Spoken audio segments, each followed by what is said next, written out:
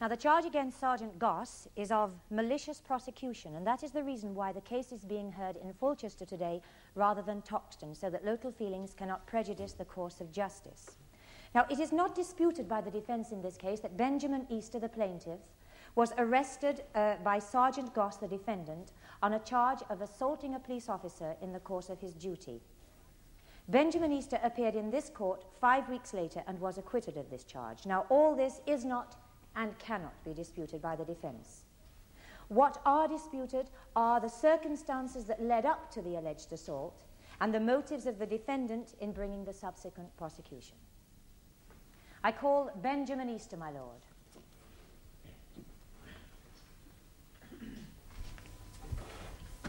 What is your religion? Church of England. Take the testament in your right hand and read aloud the words on this card. I swear by Almighty God that the evidence I shall give shall be the truth, the whole truth, and nothing but the truth. You're Benjamin Easter of 20 the Glade, Grattan, St. Peter's. Yeah. And you're the plaintiff in this case. Eh? Are you? What? Are you the plaintiff in this case? Yeah. You're known by your friends as Benny. Yeah. Benny Easter. That's right. Now, what is your profession, Mr. Easter? Mechanic. And your hobby? Hobby? What is your principal interest? Motorbikes. How many motorbikes do you own? 5 and some bits. What do you mean, and some bits? Well, spare parts, engines, bits. Now, these 5 motorcycles, they're not all ordinary motorcycles, are they? None of them are. Are any of them racing motorcycles? Well, dirt track, cinder track racing, scrambling. There's one road racing machine, and there's the one I go to work on. Good. Now, the Glade at Grattan St. Peter's, this is the name of the council estate at the southern end of the village, and this is where you live. That's right. And there's a group of you who have a common interest in motorbikes, and you form something of a club on the estate. Yeah. Now, Mr. Easter, would you give the court a brief outline of the nature and the activities of this club? Ah, well, an outline. Well, it's called the Thunderbolts. That's just the name, like. And you get asked to it. And you have to have a bike over 500 cc's. Would you clarify that point, please, Mr. Easter? Sorry? Without the chewing gum. Oh.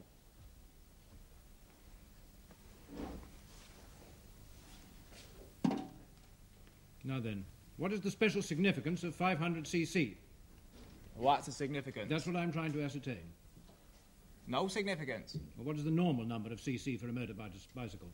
There's no normal number. They come in all sizes. Is 500cc a large motorbicycle, a particularly fast motorbicycle? No. Do you have such a motorbicycle? Yeah. Well, what is the top speed of your motorbicycle? 123. Miles per hour? Yeah. Yes, go on. You haven't ever done that speed, Mr. Easter? Oh, not on the road, no, ma'am. Good. Now, Mr. Easter, you were telling us about your club, the Thunderbolts. Are all the members of the club from the estate? Yeah, they are. And is this one of the conditions of membership? No, it's just how it turns out. Now, would you tell us about the activities of the club? Certainly.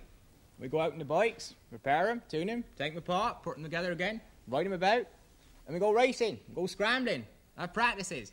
Yes? Yeah. What is scrambling? We'll go scrambling meetings. Oh, it's rough racing over open country. How do you describe it? Well, rather like point to point, only on motorcycles. Or there's no jumps. It's a course. You race around the course, only instead of it being flat, it's rough. Rough is ain't fine. You know, up hills, over the grass. Maybe you've got a riverbed, you know?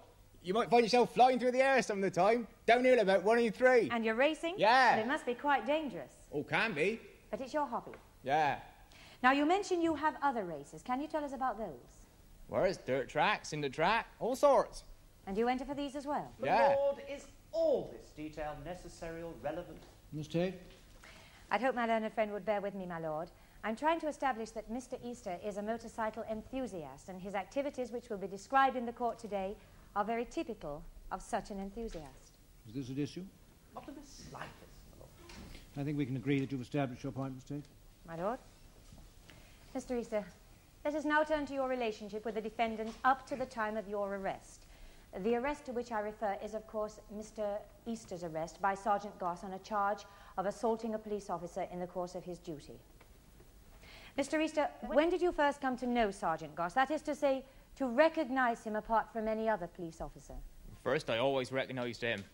But did Sergeant Goss at any time start to show a special interest in your club, or in you in particular? Interest beyond that shown by the police in general?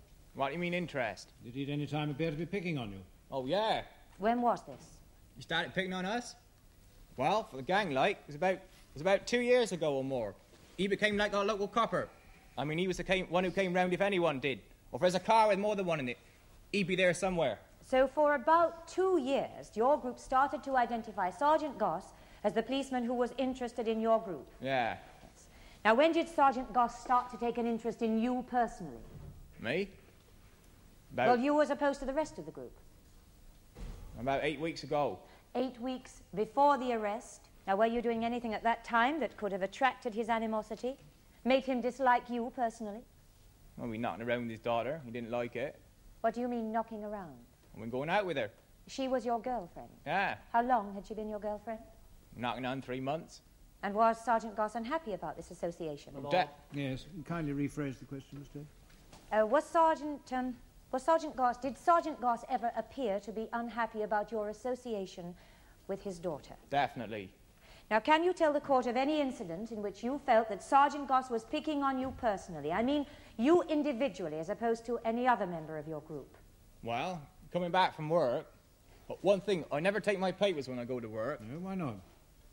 Well, I'm in my overalls. They get all messed up and crumpled. I just not take them normally. Yes, go on. Well, these 3 nights coming back from work, 3 nights running, there was a police car and Mr. Goss in it on the road there waiting for me. The first night they stopped me. Name? Mr. Goss got out of the car and stopped me. The old routine, check the bike, check the papers. Of course, I hadn't got the papers, so he gave me a ticket. Next night, there they are again, just waiting. And what happened? Well, they follow me right up the village. Well, I go along the Brampton Road, that's the main road, and I turn off at East Allington, turn left at Coles Cross, and I come down through Woodford to the village. And they followed you all this way? Yeah. But they didn't follow you into the village? Yeah. Now, did they or didn't they? They didn't. Very well. Now, after the 3 nights, did they stop following you? I went a different way. To avoid them? Yeah. And was there any repetition of this? Well, I kept going a different way for a few days. But then they started a couple of times in the mornings. The same thing? Yeah, just following. And how many weeks before the arrest did this happen? About 3 weeks. Now, Mr. Easter, would you please describe to the court the events that immediately preceded your arrest on the 23rd of March? Where do you want me to start? Well, start from when you first saw the police car. We saw the car, yeah. We heard a shout.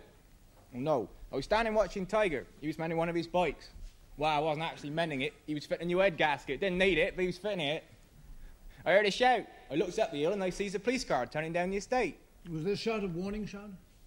Well, I don't know. I just turned around when they heard the shout. Well, Tiger just carried on, didn't take no notice, so we went on talking. And the car comes up alongside and he gets out and starts. Who gets out? Mr. Goss gets out the car and starts coming over to us. Well, we didn't take no notice till he comes up and asks whose bike. Well, it was Tiger's bike. We didn't take no notice. I mean, we both knew it was me he was after. I mean, I told him it was Tiger's. I mean, he must have recognised it. He knew those bikes as well as we did. I mean, I told him it was Tiger's bike. We didn't take no notice. Just stood there thinking. And he tells me to come away. He wants a word with me about the boys. Well, tell him, carry on. He says no, seeing as though I'm the leader, he wants to talk to me alone.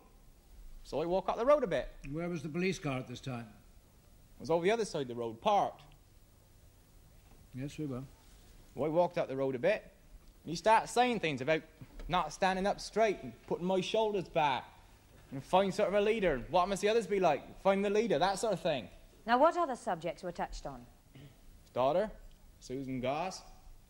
What was said on the subject of his daughter? He said he didn't want me up there. He said he knew all about it. He kept saying it. Don't you worry, I know all about it. Now, do you know what he meant when he said he knew all about it? Well, I didn't know, but I guessed. And, my lord, the witness's guesses are quite irrelevant, since the defendant will be able to testify later as to what he meant by, if indeed he made this alleged remark. Yes, I suppose that what the plaintiff believed the defendant meant is important, Miss Tate? Oh, yes, my lord. It is indeed a crucial incident in the case. Well, go on. My lord? Mr. Easter, what do you think Sergeant Goss meant when he said he knew all about it? Well, I knew she was in the club. That she was pregnant. I'm pregnant, yeah.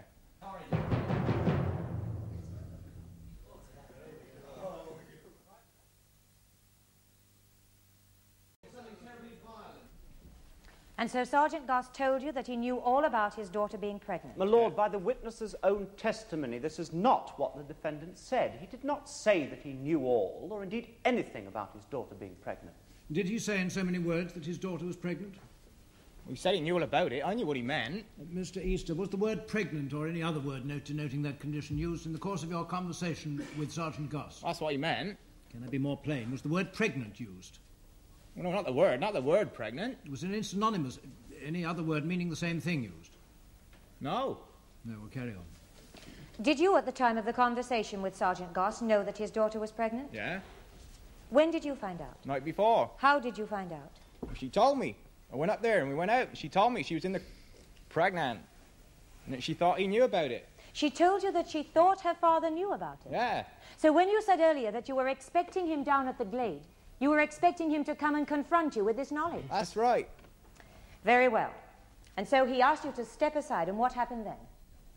Oh, he said he wanted me to go down to the youth club with him and he'd get a referee. He said he wanted to have a boxing match with me without his uniform on. He said he would go on until one of us got knocked out, just as long as it took. And what did you say to that? Oh, he told him to run off. Did you use those words? Whoa, Tom wasn't interested. And what happened? Well, he kept going on about it. He was kind of standing up close to me. And he kept kind of shuffling up to me, getting very close, talking right into my ear. I was kind of looking away like. And he was pushing me over, pushing me down some steps. Or we was by one of the gates, front gate. And he was going on that I was a coward. Look at me, not standing up for myself, not even able to stand my ground. And he goes to push me over, push me down the steps. So I pushed past him. And then? Well, he stumbled back a bit, putting it on. And then What he do you mean putting it on? Putting out that I did him harder than I had, my lord. You mean he pretended that you pushed him harder than you did? That's right, my lord. Yes, I see. Go on. Well, he stumbled back a bit. And then he came at me. Got hold of me by the shoulders, and he pulled me to him, and he put his fist right low into my stomach, and then the other. And he got hold of my hair, and he pulled my head down, and he put his fist in my face twice. And he pulled me away, pulled me across the road to the car. Someone opened the car door, he pushed me in, and then when he got in, he banged my head on the back of the car seat. He knocked my tooth out, he broke it. That happened in the back of the car? In the back of the car, yes, ma'am. Was it intentional? Definitely. Now, during the course of the fight itself, did Sergeant Goss say anything to you or to anyone else? Well, I heard him warning Tiger and Lofty not to do anything silly. He was warning them not to try and help me. And you? He just kept saying, you bastard, you bastard. Thank you, Mr. Easter. Will you wait there, please? How well do you remember the fight, Mr. Easter? Well enough? Very well. Blow by blow? Roughly?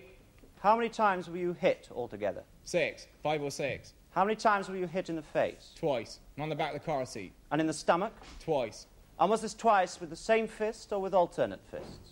When the stomach hit me with the right and then the left. And when he hit you in the face? He hit me with his right hand. He was holding me air with his left hand. Yes, well, excuse my persistence, but one so seldom has the pleasure of examining such a good witness. A fight, after all, is a fairly hectic affair and usually the subject of a certain amount of confusion, at least for the participants.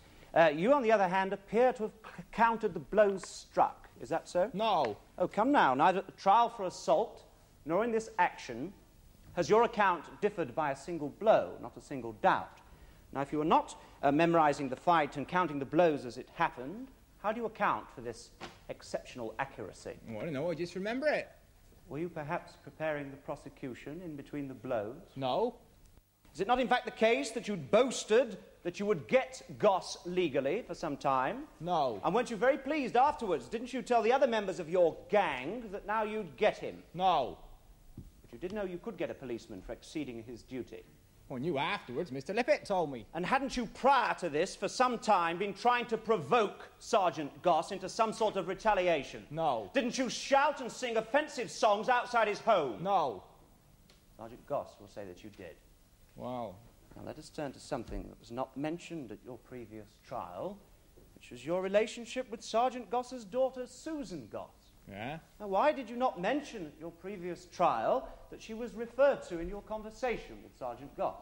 Well, my father would have found out. You were anxious that your father wouldn't find out. Yeah. So what on earth has made you decide to talk about it now? My father's died. Oh dear, I'm sorry. I see.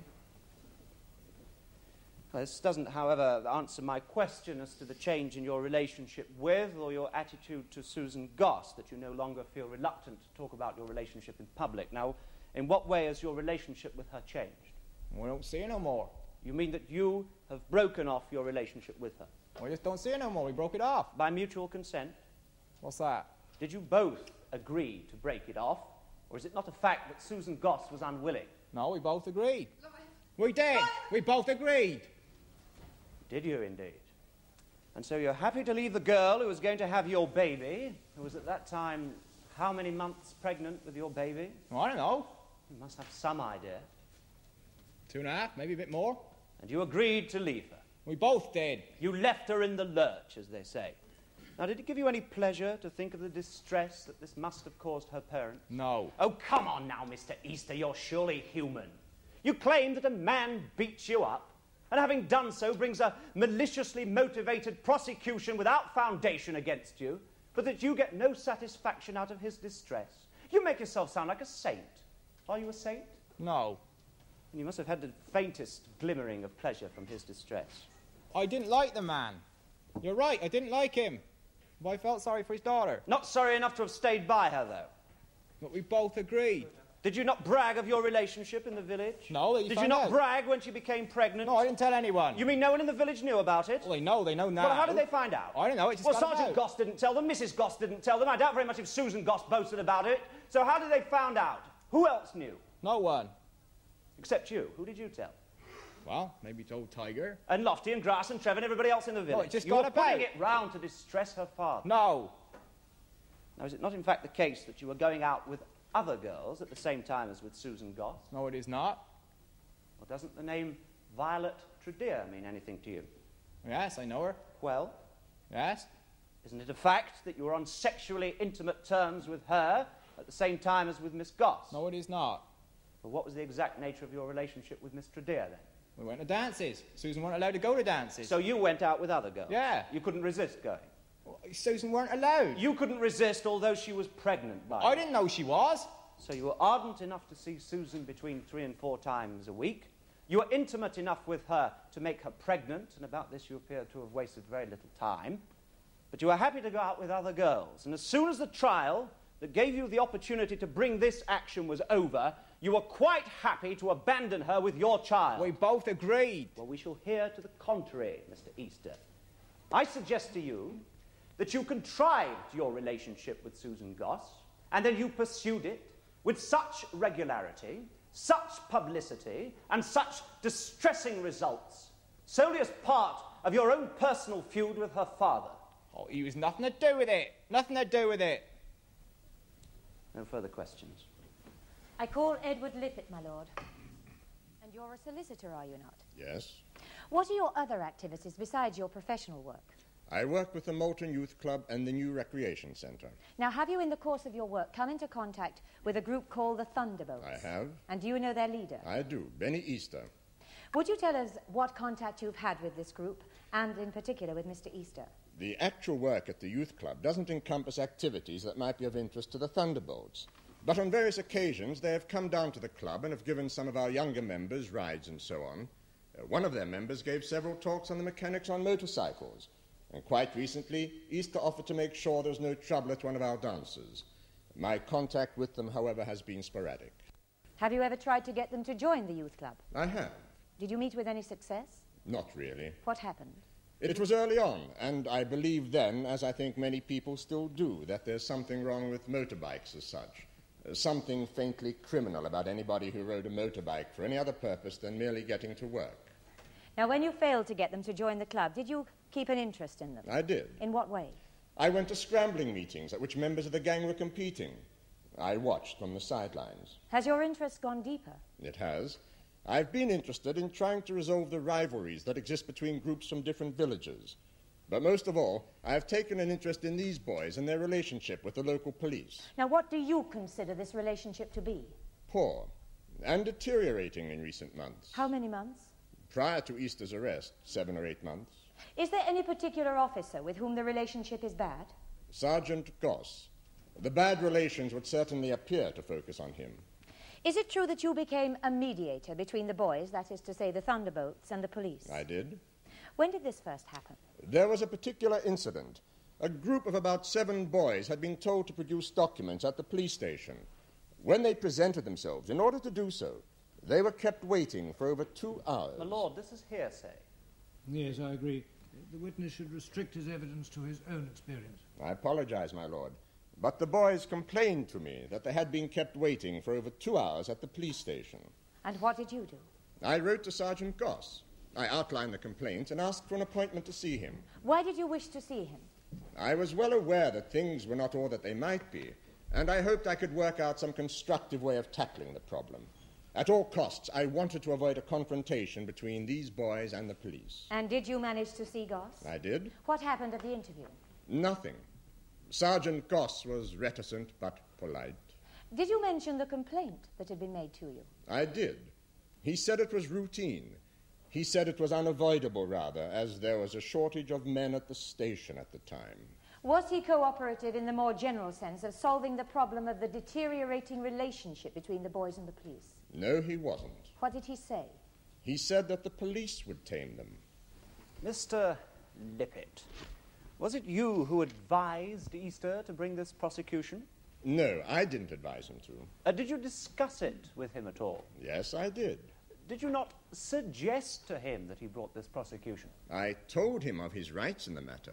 Now, you said that you wanted to avoid a confrontation between the police and this gang. Now, was this the best way to go about avoiding a confrontation? I think so. Well, doesn't this amount to a confrontation? It's a question of degree, Mr. Lloyd. I see, Mr. Lippett. Well, it appears to me that you haven't much faith in the police. Only in this one respect.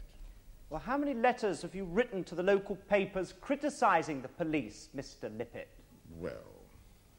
So many you can't count? 2, 3... 7. Now, did you feel snubbed by Sergeant Goss's attitude towards you? Offended? Not really. Slightly? I felt he could have been more cooperative. Why? What do you mean? I mean, why, Mr. Lippett, should Sergeant Goss have been more cooperative with you? Who are you? What authority do you hold? And you were, after all, trying to tell him and the police in general how to do their job. Not at all. I was trying to iron things out. Of course you were. Thank you.